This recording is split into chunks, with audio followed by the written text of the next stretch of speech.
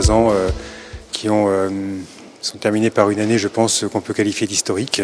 J'ai très ému, très touché de pouvoir vivre ce que le Gabon a vécu au cours de l'année passée, une transition très impressionnante à laquelle, comme tous ceux qui vivaient au Gabon, comme tous les Gabonais, j'ai vibré, j'ai vécu ce moment donc particulier pour ce pays.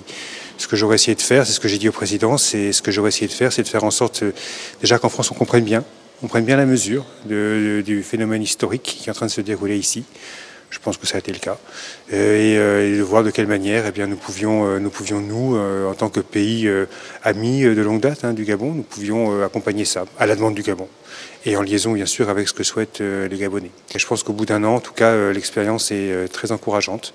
On a vu un pays qui s'est engagé dans une transition qui est claire, des engagements qui ont été pris et qui sont respectés dans le respect du droit des gens. Mon travail, au fond, ça a été ça, faire en sorte que de part et d'autre, on sorte des stéréotypes, on sorte des idées reçues et qu'on se comprenne mieux mutuellement. Parce que le Gabon d'aujourd'hui n'est pas le Gabon qui existait il y a 30 ans, il y a 50 ans, il y a 60 ans.